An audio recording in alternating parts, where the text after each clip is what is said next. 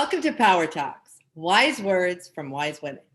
In this video series, powerful women at the top of their game share their experiences and their wisdom with you. I'm thrilled to have Emily Debeniotis with me today. Emily is currently the Senior Vice President of Human Resources at Burke Herbert Bank, and she has over 25 years of experience in the human resources field. And she's also a certified leadership coach. As an HR professional, one of the parts of the job is to have difficult conversations on a regular basis. So what I'm going to talk to Emily about today is how do we improve our ability to have these difficult conversations that most of us can sometimes feel uncomfortable with. So Emily, thank you for being here today. Thank you. I'm so excited. I appreciate the opportunity. And I also want to applaud you for all the things you do, helping people, coaching people, and helping out in the community. So thanks for the opportunity. Yeah, thank you. And, it's, I think, one of the reasons I created this platform is because I think women like yourself have so much to share and so much wisdom just from experience and just from the things that you do. And I really believe our collective wisdom together is much more powerful than just our own wisdom. So thank you. One of the things that you do quite regularly is you have pretty difficult conversations or uncomfortable conversations with people. So what do you think is the most difficult part of having a difficult conversation in your view? So, great question. I think that the most difficult part is making it successful. So there's a reason why you're having these difficult conversations. Either you want to work on someone's performance, you want to come to a desired result. And if you don't get to that desired result, then the conversation potentially may have not been successful. And that makes it difficult, even more difficult than difficult having it to begin with. Other things that can come up, and there's a myriad of them, but I think, living in the unknown and not certain what's going to come up during that conversation. All those things make the whole conversation quite difficult. And you're dealing with emotions and you're dealing with ego. So there's a lot of things, to be mindful of. Right. And that's such a good point, because I think when I talk to people, that one of the things they always talk about is like, if they would just like listen to what I have to say and just do what I want. Right. And I know how to deal with everything else, but I don't know how to deal with all the stuff that might come up in the moment or the emotion. So that's a really good point. Well, what are some tips you have for people when they're about to approach a difficult conversation? Yeah. So I wrote some down, just wanted to make sure I didn't forget them. No, great. But I think and there's several of them that I'd like to share. One is creating a safe environment. At the end of the day, no matter what we have to discuss, we're all humans and we all deserve, that special safe place and being able to connect with others. The conversation is not really about the person per se. And so if you can create that safe space, I think being prepared. Having facts, if you're going to walk into, just like walking into any meeting, you can't just go in and start talking and not have facts, especially if you're going to be talking about someone's performance. They're going to want to know what it is that you're talking about. So you have to be prepared. And also with that, you have to be confident in what you have to say. So if you walk into just like a meeting, it's very similar. If you walk into this conversation and you're not sure, or you're feeling uncomfortable, or you're vacillating, the individual is probably going to wonder what's going on. So I think confidence in what you say matters. Being professional, always important. Respectful and kind. I think kindness is very important. And also listening and understanding, because sometimes we have something in our heads. It's not always correct. So I think being able to listen and understand is important. So I wanted to share those tips. Oh, and, I think it's easier said than done, right? And so let me ask you this. What do you think is the most important thing to remember when you're faced with a difficult conversation? Because I talk to people who cringe when they know that, I'm going to have this conversation. I'm not sure it's going to go well. It's uncomfortable. I've got to talk to someone about their performance. What should you remember about this? Mm-hmm. I think at the end, your main intent is to do the right thing by that person and by you and by the business, because we assume most of these conversations are regarding performance or business, and not take things personally. It's not really about you or the other person. Sometimes when we make things objects, it's easier for us to look upon them. So trying to keep yourself as focused as you can on what it is you really want to get across, and not so much on all the extras. And I agree with you completely. No one wakes up every morning saying, "Oh my gosh, I just can't go wait to have this difficult conversation with somebody like I have nothing to do." So it's definitely not exciting for most of us. Yeah. I think about what you just said, and I think about um, the concept of being in service of someone, knowing Mhm. that you're serving the person Yes. with the conversation versus, it's all about me. So I love that piece that you said about Yeah. personalizing. Thanks. Now, how do you maintain your composure if the conversation starts to get heated or it becomes emotionally charged? Now that's where it becomes difficult. If somebody attacks you, it just starts to get Mhm. in a place where, uh-oh, what do I do? How do you maintain your own composure, even though you can't control the other person?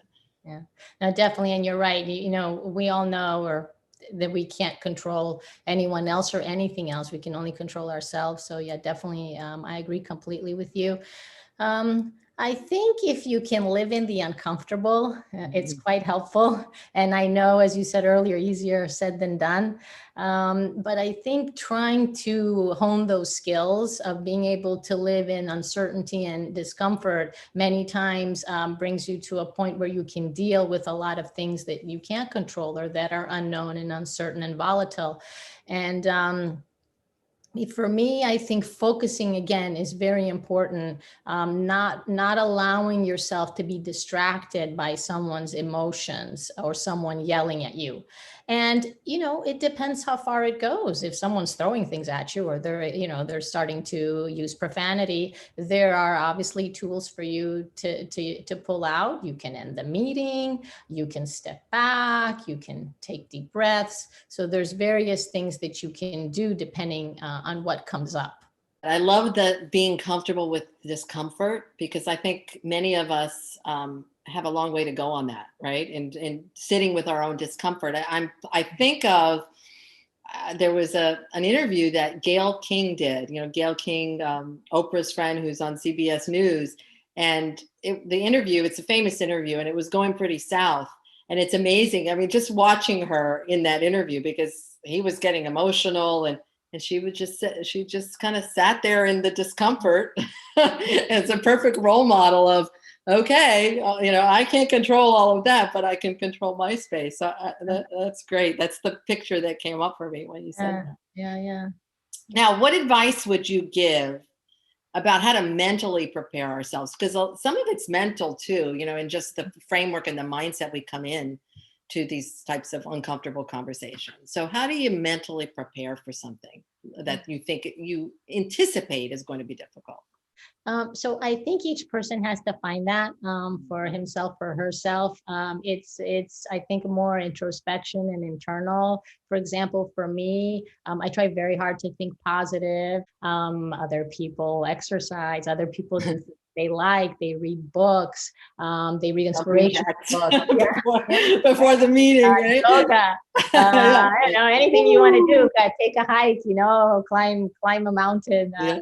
I think that preparing yourself though with what puts you in that place of peace is very helpful, and that would be different. So for me, I think reading inspirational things. I also love poetry, so I always read a lot of poetry. That's very helpful to me, and also envisioning the event. Some people are Mm, very good at that's a good envisioning what point. will happen, yeah, or playing it in your head. Right. Doesn't work for everybody, but for those who it does work for, yeah, I think a lot of people in sports, they always envision how they're gonna make that shot or hit that ball with the bat. I think that if you can work through it in your mind, that might be helpful. We also go into uncomfortable situations with anticipation that they're going to be uncomfortable. And that in itself can be a a problem, right? It's like, have you been in conversations where you think it's going to be uncomfortable and it turns out totally different? I don't know. Yes. Yeah, Right? that happens. Oh yeah. Yeah. Yeah, So, you work yourself up and right. then it's not so bad after all, you know. And that brings another point, and I had written this towards, as we continue to talk, but you know, in the big scheme of things, in the entire world and all the challenges that are out there, wars and difficulties and poverty, I'm not trying to make it small at all. That's not my intent. Uh, but a difficult conversation is rather small in front of the entire world. So No, sometimes if you put things in perspective. right. That's a perfect point, is that Mhm. keep a perspective. No, that's great. Um, Now, in your experience, because obviously you have difficult conversations a lot, do you think there's a gender difference in the way women approach a difficult conversation than the way men do, or not? I mean, I don't know. I don't have an answer to that. I'm just curious about your perspective. I know for a fact that both women and men are very capable of having difficult conversations, so definitely no issue there. Approach, we're all different. So yes, I even me and you, right? We're both women, and you might approach something differently than I do. So I think it depends. If you're a person who's going to go into a difficult conversation and you're really scared about it, whether you're a man or a woman, that's going to be a challenge. I can't really speak, for the general population, but the men and women I've seen, they both, approach difficult conversations as best they could. No, I like that you answer that way, because I always think that we sometimes attribute gender to everything. And what you're saying is that sometimes it's just a style, that that Right. both men and women can not feel comfortable having an uncomfortable conversation. It has nothing to do with gender. I don't know the research on that, but Yeah. just from our anecdotal experience, that's Mhm. you've seen men and women having trouble with that, and so have I, by the way. So great point. Okay, so obviously this is a topic we could actually do a whole class on. Mhm. And Yes. it's a really important topic, in terms of people are faced with difficult conversations all the time, whether it's at work, whether it's at home, etc. For the purposes of this short video, what advice or other advice that you haven't given so far would you give at the end of this conversation to people who are watching? Yeah. So I think having a toolkit or mastering words. So being able to develop sort of a skill set where you know what words sometimes to pick, because the words matter. Everything you say matters. So when you're in a difficult conversation, depending how you approach it and how it will land will contribute to its success or not. So I think, watching your words, watching your approach, and having some sort of toolkit. And there's many articles on Harvard Business Review on how to handle stressful conversations or remove the stress from conversations. And of course, both of us know there are a lot of books out there on this topic. And as you said, there are classes too. So the more I think you read and you learn and you get insights and you practice, I think that should be helpful for you as you move forward. Yeah, I like that idea of people getting help or getting other resources as well, because I think we think these things come naturally, yet much of it is just how we're socialized, right? Yeah. And so you may be socialized to have a difficult conversation in a certain way, or to avoid it, or whatever, Mhm. but how you're socialized is also going to play a part in that. So I love that idea about getting some more resources, and it's a journey It versus. definitely is a journey. Yeah, that's a great way of putting it. I think that we don't know everything. We hardly know anything actually, and we're trying each day to be better at what we do. And working. I always believe, and this is sort of a motto I keep for myself and others I work with. If you can master bringing people together with different backgrounds and different opinions, and bring them all in a room and get them to work together, I mean, that is a fantastic skill set and a fantastic trait you can have. Just bringing the people of opposite views to be able to come together And I think that's done, with a certain skill set of your approach, of being kind, of thinking it through, of being mindful. Mindful. That's, I think, is a great word to end this with today, mindful. Is being mindful. And I think that's really the crux of what we're talking about is being, how do you be mindful as you're having these conversations? Thank you, my wise, powerful woman, Emily, Thank you. for contributing to this Power Talk today and for giving us this wise advice.